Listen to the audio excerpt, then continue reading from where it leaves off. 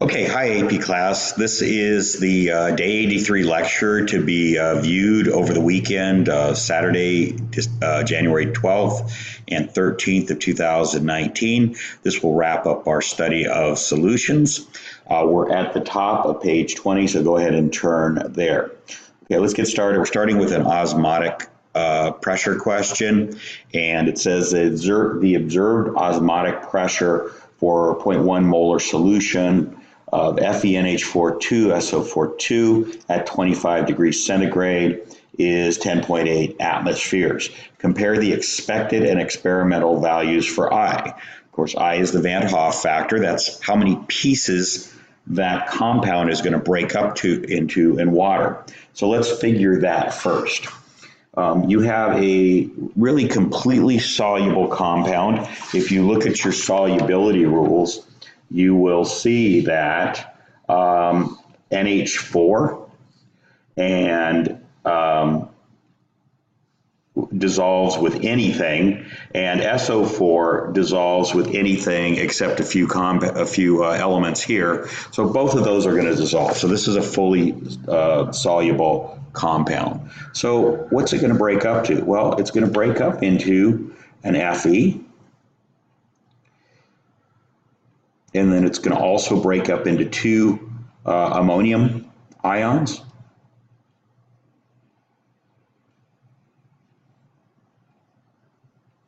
You could write that with a coefficient of 2 if you'd like. And then it's also going to break up into two sulfate ions.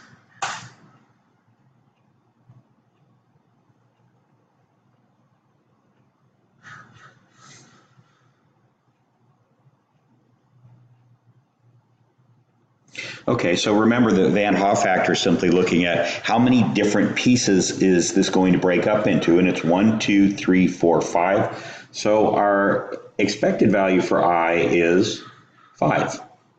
Just that simple. Now, using the formula that we have back on the previous page, we have a formula for osmotic pressure, which is pi equals molarity times gas constant times temperature in Kelvin times the Van Hoff factor. So we're going to use this formula to compare and see what figure it comes up with compared to that. Okay, so first of all, since we want to know the Van Hoff factor, we solve for I. That means we we divide everything by M, R, and T.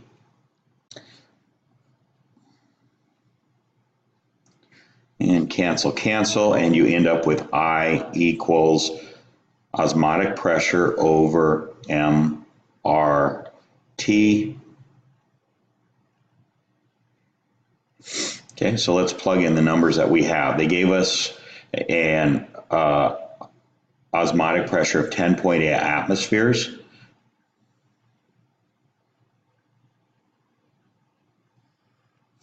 And the molarity they gave us is 0.1.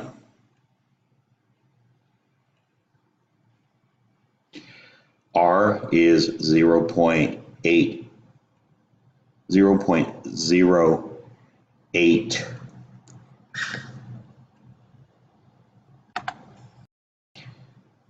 8206. Okay, I'm going to omit the units of measure just to save some space there. And finally, the temperature Kelvin, 25 degrees is 298 Kelvin.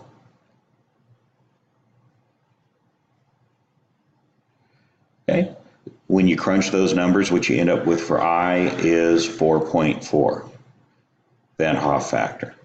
Okay, so experimentally, we got a 5. We expected a 5 based on the chemical equation, but we ended up with 4.4. So there is some error involved there. Okay, now as we continue on page 20, there are some applications of osmosis to biochemistry. I'm not going to test you on those, and if you want to read through those, particularly if you're interested in health sciences, go ahead and check those out. I'm going to go on to page 21, and we're going to talk about two other ways that substances can mix in a solution. One of them is colloids, and the other is suspensions. Okay, so you can read through these, but the ones I want you to focus on are what a suspension is. A suspension is a tiny, a colloid is a suspension. It's a little confusing that they use that wording. A colloid is a suspension of tiny particles in some medium. In other words, a suspension means that those tiny particles just kind of hang there in the middle of the solution. They don't sink, they don't rise to the top, and they're generally spread out pretty uniformly. The other thing I want you to notice here is that the particles stay suspended because of electrostatic repulsion. They also have a hydrophobic, that's water repellent, and a hydrophilic, that's water attracting ends to them. And the concept of coagulation, you often hear that term with regard to blood when it hardens or when it thickens, to say when you're bleeding and suddenly it turns into a scab. That's a coagulation of blood. So coagulation is a destruction of the colloid. It occurs by heating particles. Particles collide so hard they stick together. In other words, they're going to kind of start to bunch up. Or by the addition of an electrolyte. That's going to cause the ionization it's going to pull away the electrons and the ions. Another term to be familiar with is the Tyndall Effect. The Tyndall Effect occurs in colloids, and that's you're familiar with that from sunbeams. If you ever see the rays of sunlight coming through clouds, that's the Tyndall Effect. They're being scattered by hitting water particles in the air and other particles in the air as well, and that's causing them to scatter, and that creates that sunbeam effect. Brownian motion is the characteristic movement at which particles can change speed and direction erratically. And what it does is it causes things to spread out. It means if you put some food coloring in a liquid, water, it's not going to just stay in one place. It's going to move around the water until the water has a uniform color throughout it. And that's called Brownian motion. Okay, now let's talk about suspensions. Suspensions are temporary solutions. They will eventually settle to the bottom. Colloids will not. That's why it seems a little backwards, the name. So they mention colloids are suspensions of tiny particles, but suspensions don't suspend. They actually sink. So it's a little bit strange, the wording, but that's the names they're given. So colloids say suspended in the solution, and they just kind of stay in the middle of the solution, where suspensions will sink eventually. Solutions are permanent. The particles are really small, usually at the molecular or ionic level, so that's what we've been talking about over the last week. And so basically the purest of them, or the ones that are the most homogeneous, are solutions.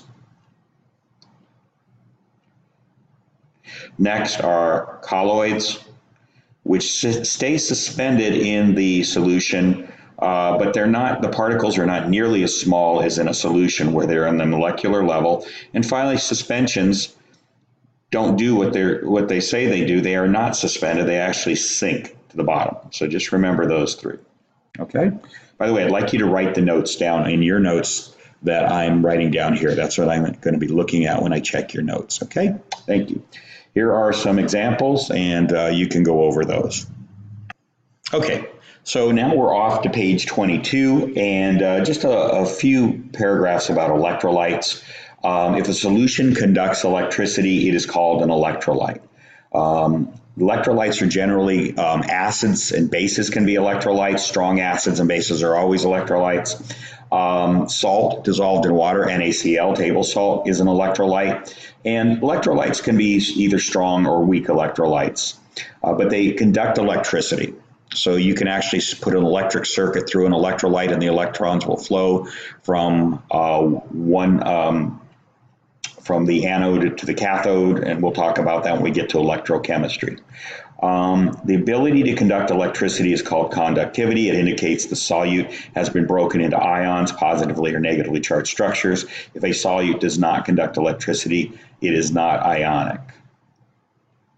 That's generally true. Strong electrolytes exist entirely as ions in solution. Weak electrolytes are not fully weak electrolytes do not fully break into ions in solution. Okay, so NaCl, sodium chloride, dissolves in water to form sodium Na cations and chlorine and Cl anions. Sugar granules such as sucrose dissolve into individual electrically neutral sugar molecules, but the molecules themselves do not break apart the way NaCl does. They are, however, polar. And so sugar can be a very, very weak electrolyte, but it generally is not considered to be an electrolyte. The equation for an ionic solution is NaCl, Na plus Cl minus. The AQ means that these are in a solution of water. The aqueous makes it unnecessary to write NaCl in the equation.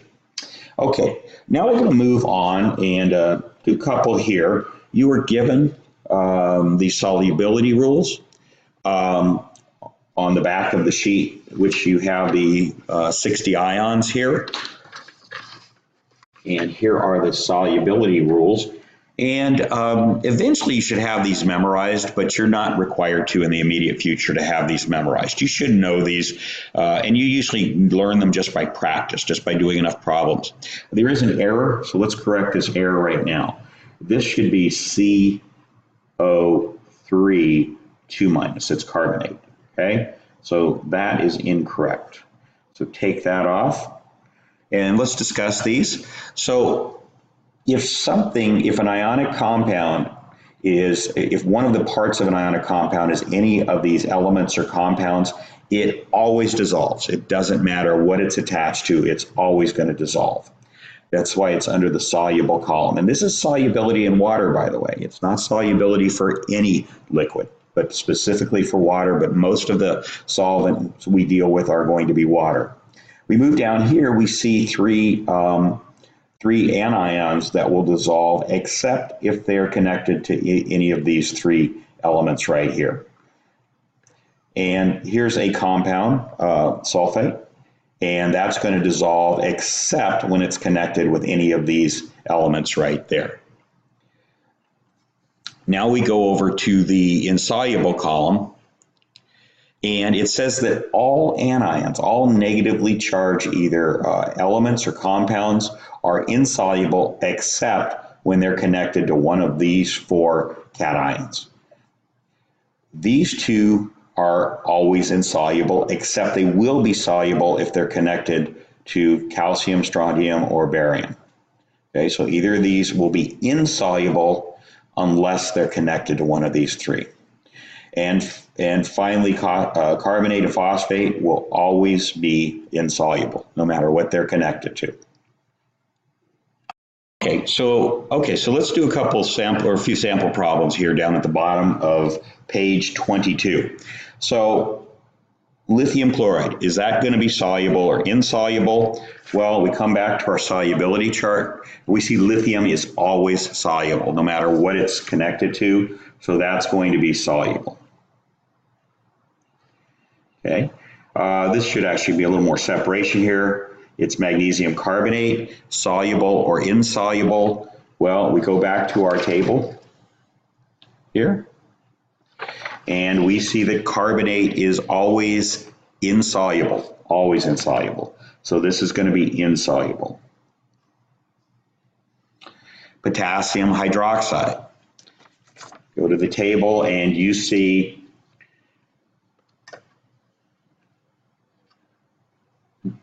that potassium is always insoluble.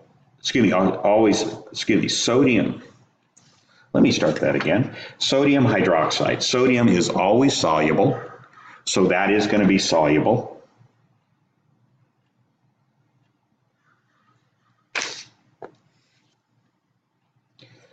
Barium's sulfate. Okay, so we look over here, and we see that sulfate is soluble except with these five elements. And barium is one of those. It's one of the exceptions to when sulfate is soluble. Therefore, this is insoluble.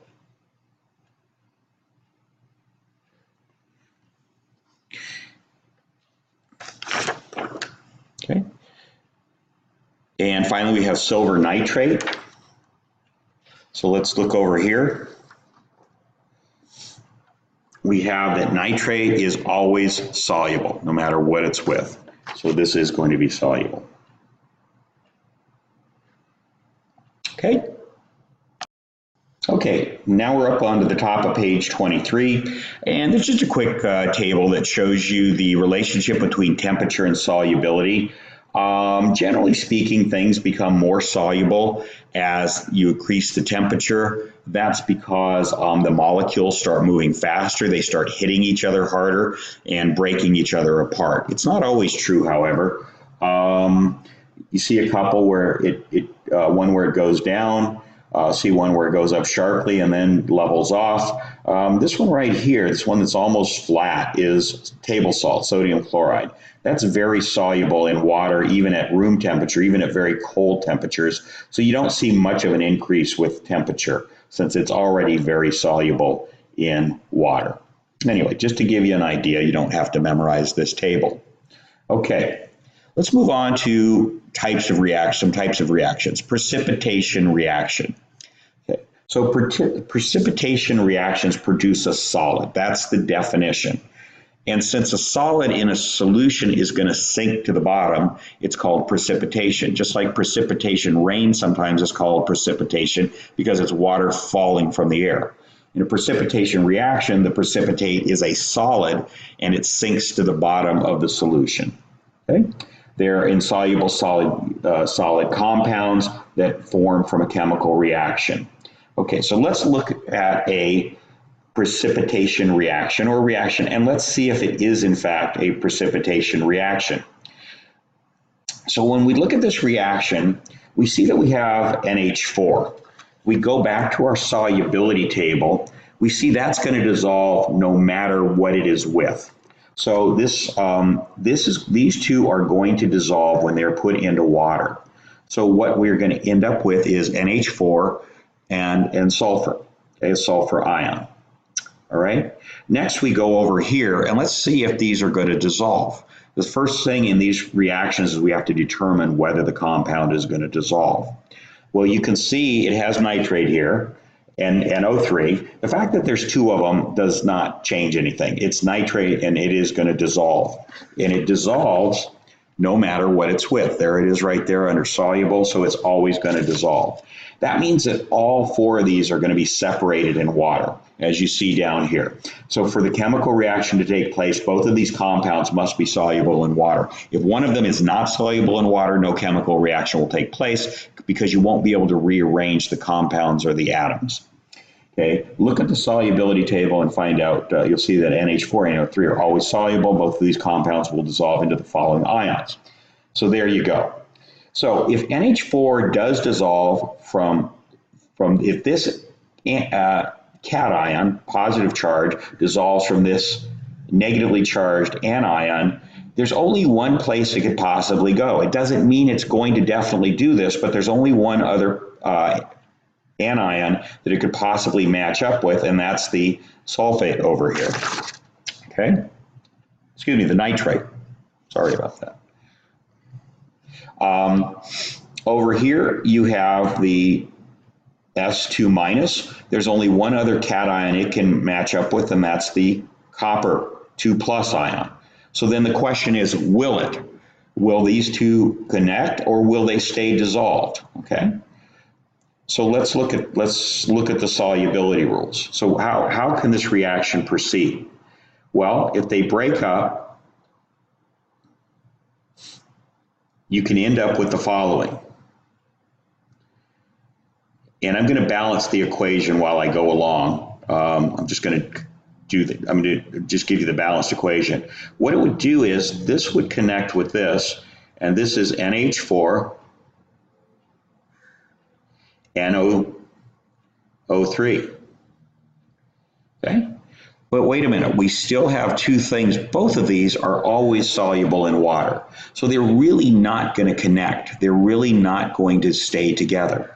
So why do you write them together? Well, because it's the only way that they could possibly connect. But what tells you is that they're not really bonding together is you put AQ, aqueous.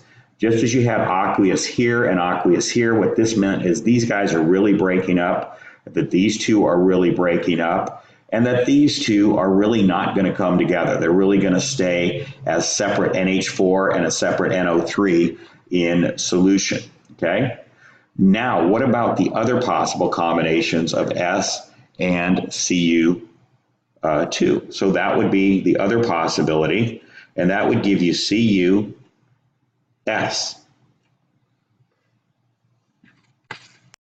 Okay, so we have CuS. So are those going to dissolve, stay dissolved, or are they going to come together? Well, if we look over, we know they're attracted to each other because one's an anion and one's a cation, but are they going to actually stay together? If we look at our solubility rules, we see that S is always insoluble except with these three cations. But copper is not one of those, so this is going to stay insoluble. That means it is going to attach to the copper and stay attached. So that means they're going to form a solid. And that solid is the precipitate right there, okay? Okay, so let's just go ahead and continue with the reading. After they have dissolved, the only other way they can recombine is shown by the arrows. Up here, this and this. The NH4 can combine with the NO3, but the solubility rules indicate that they will also dissolve in water so they don't stay together. The rules also say that S is insoluble with a few exceptions, but copper is not one of the exceptions. So CuS is insoluble at water. That means these two will come together because one's positive, one's negative, and they'll stay together. So the Cu forms a solid precipitate that sinks to the bottom. So after balancing, the final chemical reaction is this. So notice that in this chemical reaction, it looks like these are together. It looks like these are together. It looks like these are together. But the fact that it says aqueous means that they're being dissolved. So understand what that state in parentheses means. This solid means that they are staying together as a single compound. The AQ state means that these compounds are dissolved in water. The S after the CuS means that the compound is a solid and sinks as a precipitate. Okay, so I'll give you some precipitate problems on the assignment Monday. Let's do another one right here. Let's determine whether the following reactants will produce a precipitate. Okay, so we have, over here, we have, excuse me, sodium sulfate right there. Well, the solubility rules say that sodium always dissolves, no matter what it's with. Again, don't be fooled by the fact that it's an Na2. It's still sodium, it dissolves. So we can see that this is going to dissolve into an Na. It's actually going to be two Na pluses, okay? And then you have the sulfate, which is going to be SO4 minus. 2 minus, excuse me, 2 minus. So it takes two sodiums with a +1 to match up with a sulfate, which is a 2 minus right there. Okay, how about the magnesium and the chlorine? Again, go back to the solubility rules. And what do we see about that?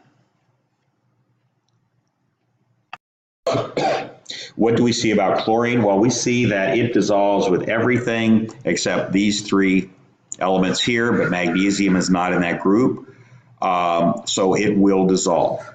Okay, so we're going to have an Mg plus Mg2 plus and a Cl minus, and you need two of those to match up with the Mg2 plus. So everything here dissolved. Okay, so it's possible for there to be a chemical reaction. If everything doesn't dissolve, it's not possible for these to react. So now what we want to see is if this cation, positive charge, since it dissolved from this anion right here, the SO4, we want to see if it will form a compound, a solid compound with the chlorine minus. That's the only other anion. So positive match up with this negative, and this positive match up with this negative. So let's go ahead and write those out as though they were going to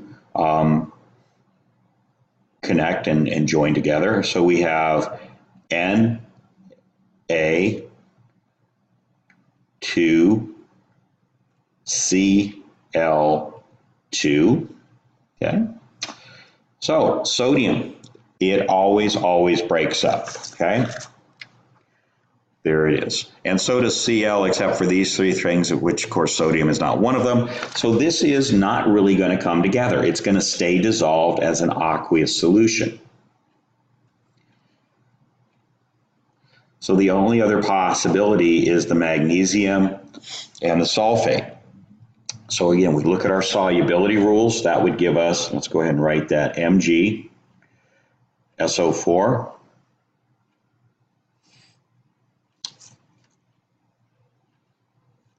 Okay, and we look at the solubility rules and we see that SO4 dissolves, is soluble, means it dissolves with everything except these, but magnesium is not on that list, so it will dissolve when it's with magnesium. So that means that these won't come together either. So everything remains dissolved in aqueous solution, so there is no precipitate. Nothing joins together to form a new compound, okay? Keep in mind, these things can join together if they're in solid form. What we're talking about is in a water solution, they're going to break apart. But both of these compounds and even these compounds could form in a solid form, but not in liquid water. Okay, let's go on to another concept of net ionic equations, and I'll give you some of these to practice in class. So a net ionic equation shows only the elements and compounds that change during a chemical reaction and eliminate all of the elements and compounds that don't. So it's not that these elements and compounds that don't change aren't there, you just don't show them because they really don't have any effect on the chemical reaction. So to do this, we write three different types of equations. This is the one, the molecular equation is the one we've been writing all year in this class. It's just basically, it's an equation that looks like this up here, okay, with both sides. Okay, this would be a molecular equation. Then what we do is an ionic equation is what this is. It's breaking them into their ions. And then finally, the next step that we take that we didn't do up here is we write the net ionic equation. To net two things just means to either add them or subtract them. In this case, what it means is it gets rid of the things that are not a part of the chemical reaction. In other words, well, we'll see in an example here. But anything that actually doesn't change its form or change its connection to another element or compound is eliminated from the net ionic equation. So net ionic equation eliminates any ions that don't change from one side to the other. So it's best learned by an example. So here we have two compounds here. They're both in aqueous solution. You look at your solubility rules and you see that NH4 is going to always dissolve no matter what it's with, and NO3 is going to always dissolve no matter what it's with. So what we do is on this side, we break it up. We break it up from the sulfur. So you have two NH4s and a sulfur. This breaks up into that and that. And then the copper nitrate, you're going to end up with two nitrates. So they've got two NO3 and a copper. So there they are. Everything is represented in its ionic form. Okay, that's pretty much the same as what we did up here. There's no difference there. Similarly, we do the same thing over on this side. We know that NO3 is always going to break up no matter what it's with, as is NH4. So those are shown as two ions. And we have the copper sulfate, which we showed up here would be we showed on the previous page, rather, would be a precipitate. So there it is as a solid right there. Okay. So let's continue on. A few things to notice. The two subscripts for the NH4 and the NO3 become coefficients when the ions are separated. In other words, it's NH4 and two of those, you put it there, but when you break them into ions, you go ahead and just put the two out in front. It means you have two NH4s, all right? Same with the NO3. Okay. Second, the CUS is not separated because it's an insoluble solid. That's what we talked about in the previous page. Okay, so this is where it gets a little different. This is the net ionic equation. The net ionic equation eliminates any elements or compounds that are unchanged on either side of the reaction. These are called spectator items because they just watch the reaction take place without becoming a part of it, just like the spectators at a movie or spectators at a basketball game. Okay, so let's look at this and see which ones don't change. Well, we have 2NH4 on this side and on this side. So we scratch those out there and there. They don't change. They stay the same. We have the 2NO3 here and over here doesn't change. It stays the same. So we scratch those out. So the only things that changed were this S and this Cu joined together to become CuS over here. So they are the only things that actually changed in some way from one side of the equation to the other. And so your final net ionic equation includes only the elements or compounds that change. The sulfur plus the copper gives you this compound right there. Okay? And that's what a net ionic equation is. They're not too hard to understand. As long as you understand your solubility rules, you can get to this step right here, then the rest of it's pretty easy. Okay, let's continue on to page 25. So you have a table of prefixes that are common in science, mono meaning one, di or bi meaning two, tri meaning three, tetra four, penta five, and so forth. So you can read that, go over those. You should know those and recognize those. Okay, so let's go into some of the formulas. This is for how a chemical compound, how do you know how many magnesiums should go along with how many oxygens to form a compound? Okay. So remember that an ionic compound is formed when an alkali or alkaline earth metal with low ionization energy passes one or more electrons to the nonmetal with high electronegativity. These are called main group elements. The periodic table below right here shows the charges on the alkali and alkaline earth metals on the left and the nonmetals on the right. The plus columns mean that these elements want to give up electrons to become like the nearest noble gas. For example, lithium wants to give up one electron, so it's right here. It's in the +1 column. Okay.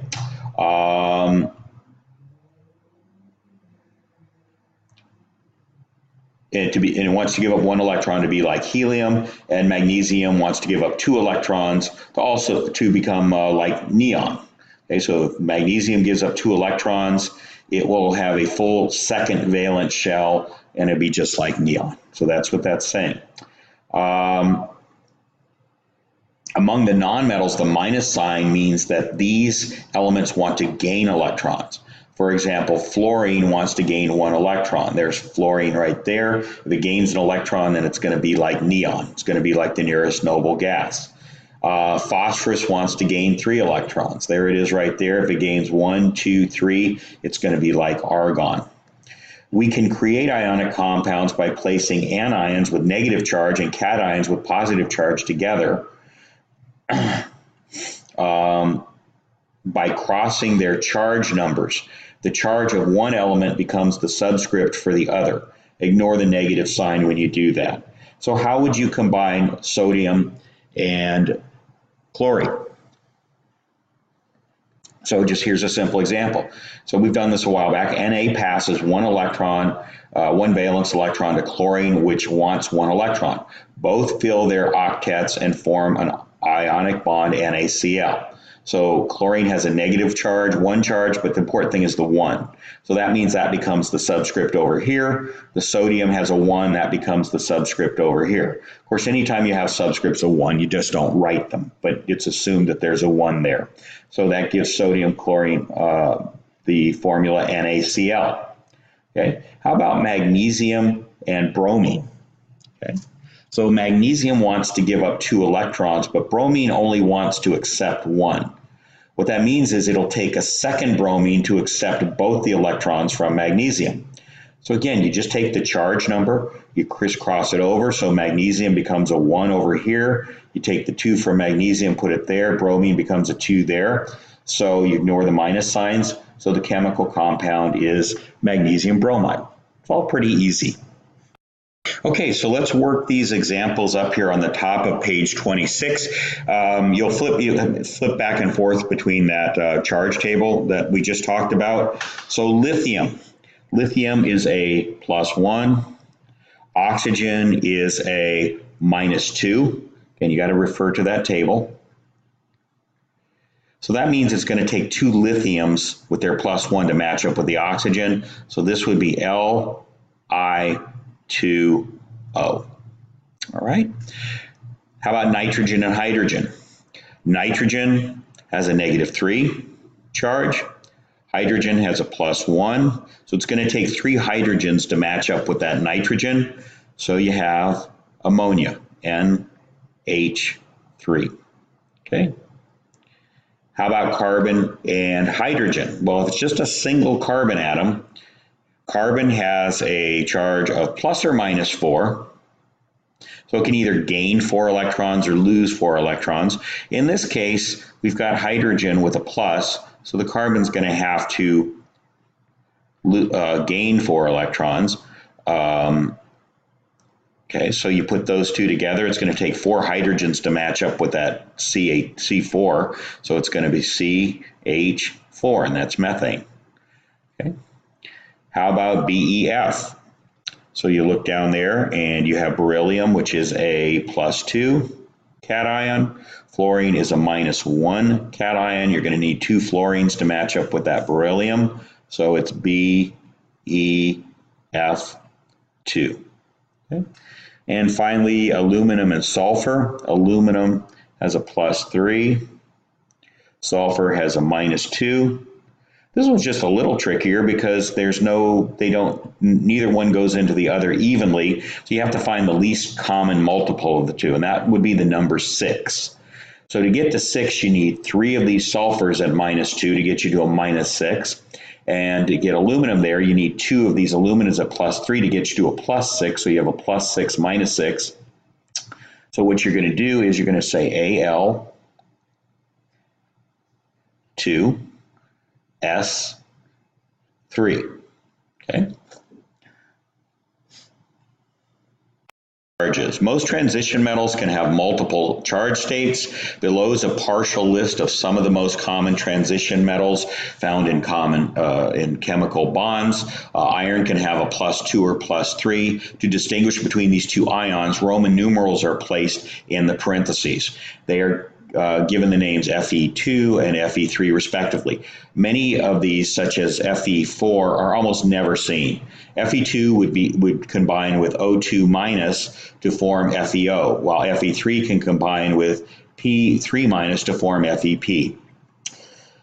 Polyatomic ionic compounds, sometimes covalent compounds formed from 2 or more nonmetals have a plus or minus charge. When this happens, a covalent compound can form an ionic bond. And here are some of the common examples that you've seen on the 60 ions that you have on the other side of the page. So there you go, some of the common ones. You don't need to understand why these polyatomic ions form. In other words, nobody's going to ask you to draw a Lewis dot structure and figure out what the Vesper geometry is and whether it's a -2. You just learn them, okay? Just learn them. Okay, so let's do some examples here. Let's combine the following elemental and polyatomic ions.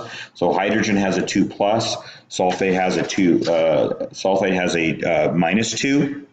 So we're going to end up with H2SO4. That's sulfuric acid. Okay. Right here you have a -1 and a +1, +1, -1. That's calcium carbonate. Okay, this +1, -1 here is sodium hydroxide.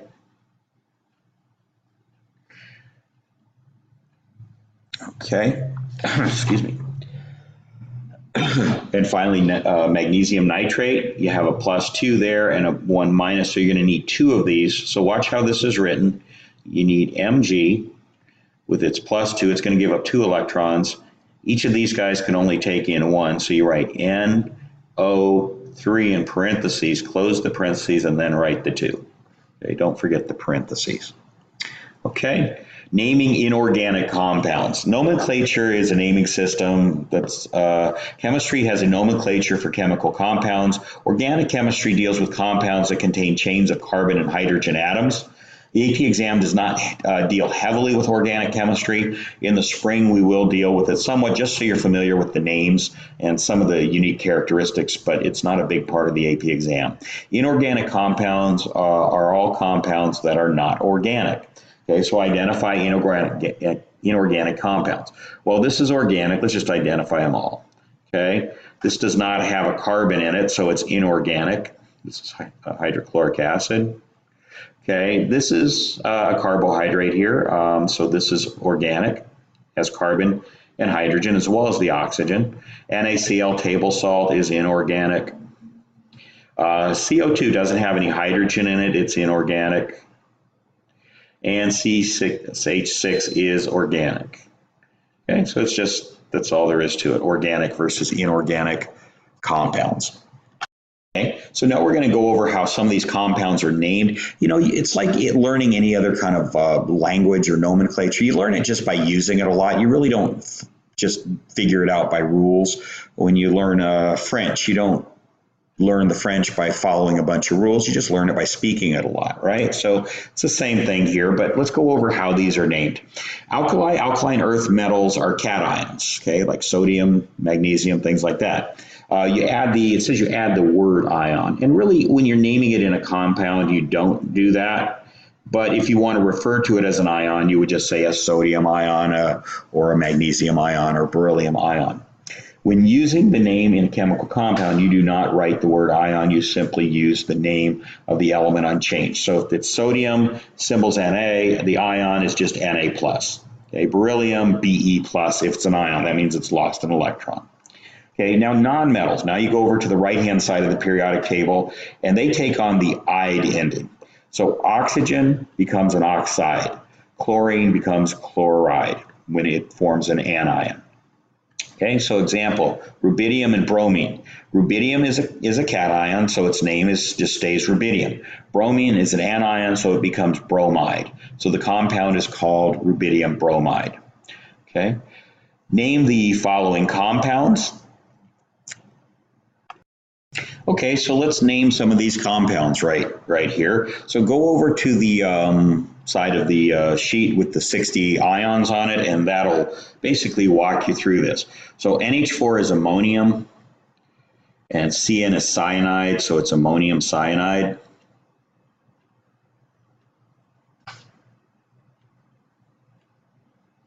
This one should have been separated off a little more. This is going to be aluminum fluoride. Excuse me. Okay, aluminum fluoride.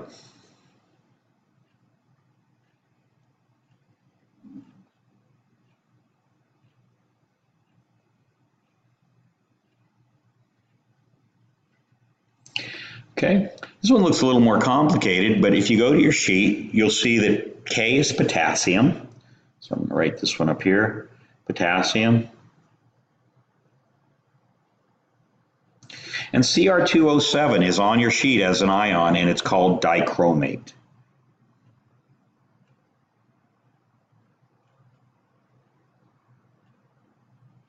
Okay, there you got potassium sulfate.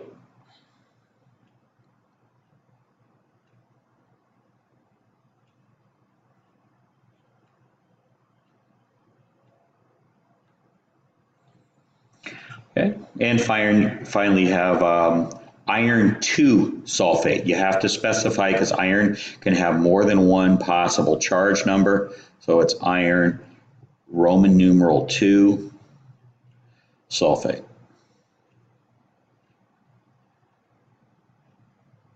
Okay, all right. Now, for metals with more than one possible charge, you put the charge in Roman numerals. We talked about that in parentheses. For example, copper chloride is copper 2 chloride in the name. Iron sulfate, which we just saw there. And I should have had a 3, but that's okay. Iron 3 sulfate because it requires 2 iron atoms. Okay, silver, zinc, and scandium have only one charge and do not use Roman numerals. Okay, hydrates are compounds with water molecules attached. Example, cobalt-2 chloride is CoCl2. There is not water attached in this form of cobalt chloride, so it's called anhydrous. So that's a term that applies anytime you don't have water. Okay, CoCl2 can have 6 water molecules attached. This version is written as Cl and a kind of a time sign with H2O. And this is called cobalt-2 chloride, or excuse me, hexachlorate. Excuse me. And I actually should have a 6 there. Okay, hexahydrates mean that the hexahydrate means that 6 H2O molecules are attached. Okay, you must be told which compounds can form hydrates, so don't worry about figuring it out. They're not going to be asked to figure that out when a hydrate appears. Write the chemical formulas for each of the following. So let's see, magnesium fluoride and chromium 3 oxide. So that's just going to be Mg.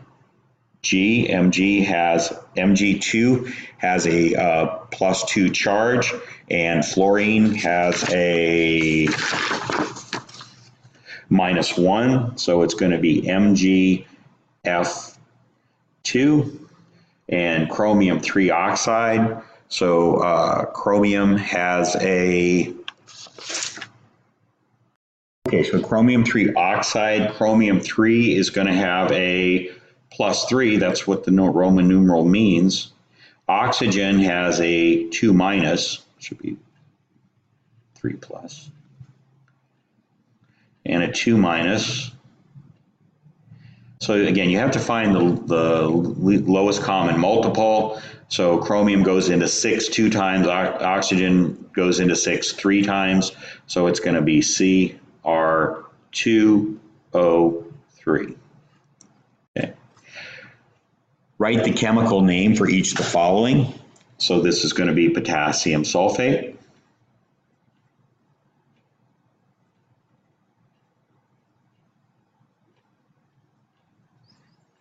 Okay. This is going to be nickel chromate. Okay, excuse me, and you got nickel carbonate.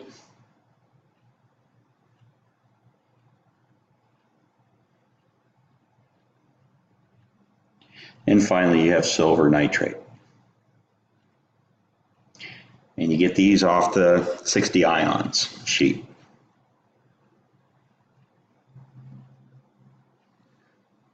Okay. Okay, so finally we're on page 28, the last page for this entire unit. This is naming molecular compounds. Those are compounds made out of covalent bonds, out of nonmetals using covalent bonds.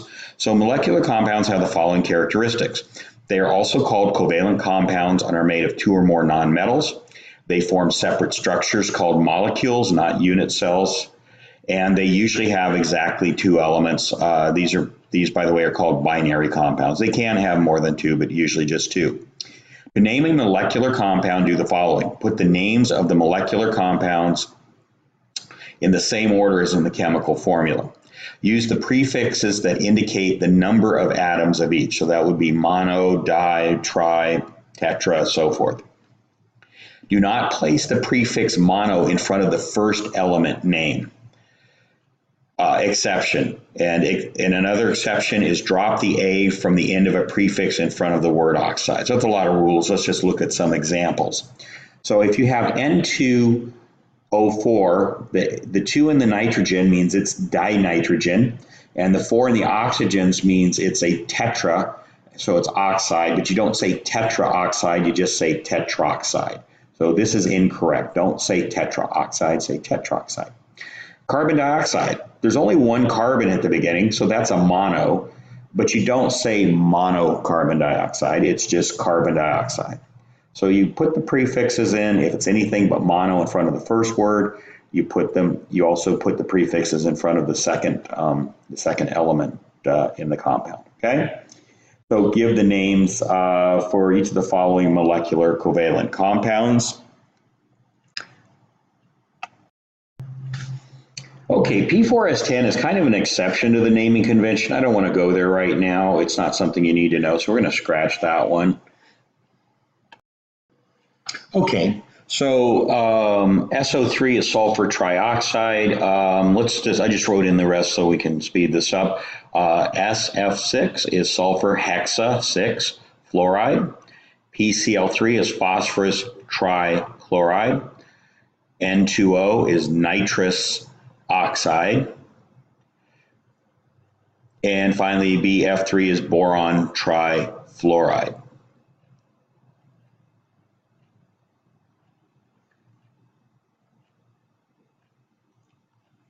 Okay, and let's do these. Carbon tetrachloride is CCl4, tetra being 4. Calcium carbonate is CaCO3. And finally, potassium nitrate is KNO3. Okay. All right. Naming oxyanions. Okay, these are the ones that are a little funny. Oxyanions are negatively charged covalent compounds that contain oxygen. Their prefixes and suffixes for oxyanions are shown in the following table. So you memorize the ATE. In this case, it's sulfate. If it has one less oxygen, it's called a sulfite. Notice the charge stays the same. It doesn't change the ionic charge on it. It's just the number of oxygens. If you take one less oxygen to SO2, it's hyposulfite. The word hypo means beneath or below. And if you go back to the sulfite and go up one, you add one oxygen, it's persulfate. So again, you learn these names just by using them a lot, not really by ever figuring them out by how many oxygens. So let's go ahead and do a couple. So we have nitrate here. Go ahead and see if you can do these. Stop the tape if you need to. And then you got NO2 minus is going to be nitrite.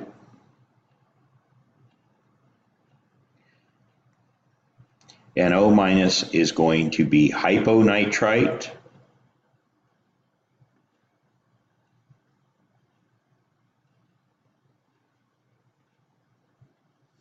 And NO4 minus is going to be pernitrate.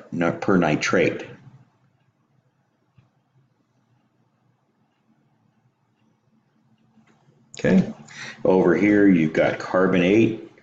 So CO2 minus is carbonite.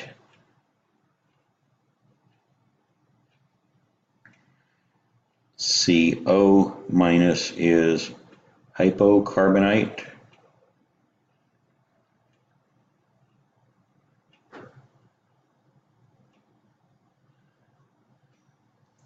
And finally, CO4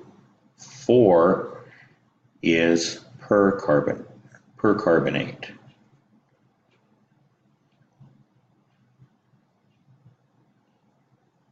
Again, notice that the name is not how many oxygens, it's how many oxygens are different from the 8. So over here, the 8 had 3 oxygens, well, it had in both of those. It doesn't always. Up here, let's see, this is the example. Up here, the 8 had 4 oxygens. So less 1 again, plus 1. Here, it's less 1 again, plus 1. So it's whatever the 8 has, that's what determines the name. And that's it. We'll see you on Monday. Have a good day.